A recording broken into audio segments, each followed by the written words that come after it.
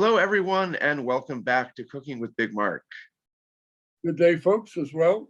Kind of a blustery, rainy day here after a northeast sea storm that hit us, but it's clearing up. So today we're going to talk about another grain, and the grain is bulgur wheat, and it is mostly based on a Mediterranean diet or the Middle East, and is something that I used a little bit of quite a while ago, and then somehow got out of the habit. I don't know really why, because I really liked it. Anyway, what is bulgur wheat? Well, it's the dried whole grain of wheat grain.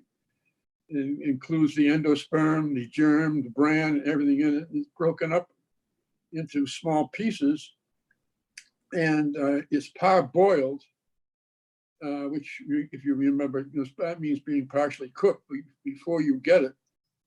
And so that it takes very little time to sort of reconstitute, and therefore it makes it easy, very easy to handle. It's also has a high nutrient content, and it's the calories and a cup of it is only like 151 calories. It's got its carbs are like 34. There's no fat in it. And it has a lot of magnesium and iron and things in it. So it's a very worthwhile grain.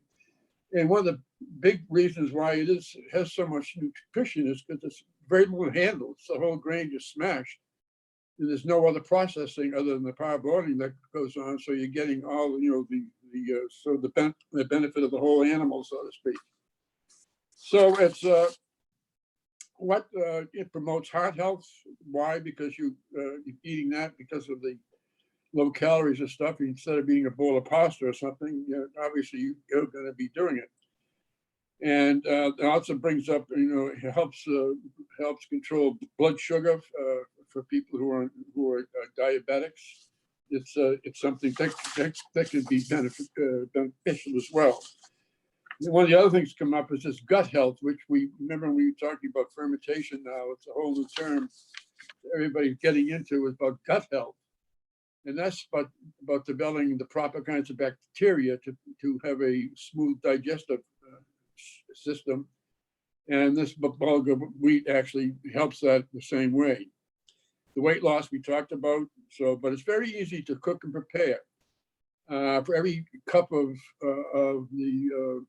the buckwheat you use 2 cups of water or 2 cups of either beef stock, chicken stock. It could be any flavored liquid that you want to impart the flavor into. And then you pour it, just take boiling water and pour it over, and so just let it sit. And after a while, it will absorb the grain and sort of reconstitute itself. And then you can just go from there and do anything you want with it. Of course, in the Mediterranean diet, this is sort of a part of it, and that's the one that's always, remember, everybody talks about, how that's very good for your health. Bulgur wheat is a part of it. It's used in salads, for example. The most popular one is the old tabbouleh salad, which you'll see in the summertime coming out. But it can be used in stews and soups. You just can add herbs to it, and grains. Even make chili out of it because it's got a little body to it. So these are all the things that really make it healthy. The one thing to those, if you have a celiac, you can't eat wheat or anything, you obviously this would not be something for you. You would want to stay away from it. So the bottom line basically is that it's a whole grain. It's cracked wheat. It's packed with vitamins, minerals, and fiber. The size of it depends on how long it has to cook. Small grains will cook very quickly. It can be used in any recipes that have rice or quinoa or couscous. It's all the same thing. It's easy to cook, and it's just something I think you can add to your culinary preparations. Give you a little different flavor, a little different texture to casseroles or dishes that you want to add to body to meat sautés or vegetable sautés. So give it a try. It's kind of interesting, and I think a very different sort of sensation. All right. We are going to be trying. I don't ever think of myself as shilling for anything that we try on the show, but this is really pretty good. This is from the Loire. This is from the Cheverny region, so right in the middle there. Again, we're starting to see the 2020 vintages, which is kind of funny. But what's interesting, this area is kind of atypical in terms of the kind of grapes they use. I mean, Sauvignon Blanc is obviously very typical in the Loire, but in this case, it's 15% Chardonnay, which I was having tasted a few Sauvignon Blancs with y'all. I was sort of in that headspace and was thinking there has to be Semillon in there, but it's like Semillon in the Loire, no way. But what gives it a little bit more creaminess is that 15% of Chardonnay, but then you have the brightness and sort of tropical fruit vivaciousness of the Sauvignon Blanc. So give it a sniff here. Immediately getting notes of pineapple. Definitely, it's quite herbal in a pleasing way. And it's a lot of clay and limestone around here. And Cheverny is right in the middle of the Loire. It's sort of a lesser known appellation. That's always been my sort of go-to with neighbors of the famous regions, which of course are also the pricey regions. So this isn't right next door to Sancerre or Pouilly-Fumé, but it's in the neighborhood just to the west, and therefore a good value.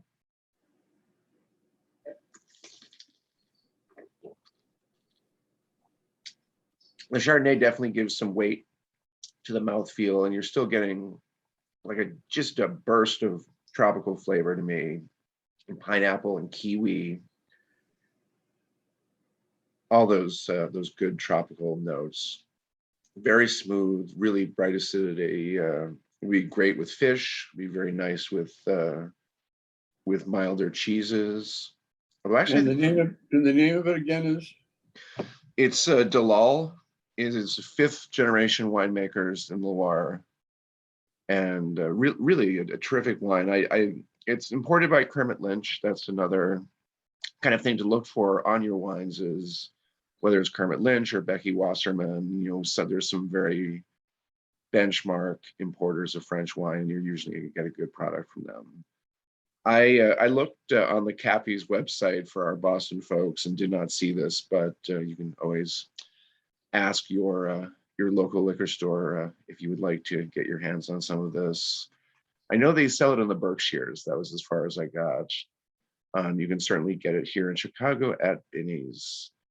No paid sponsorships involved, but this really knocked my socks off.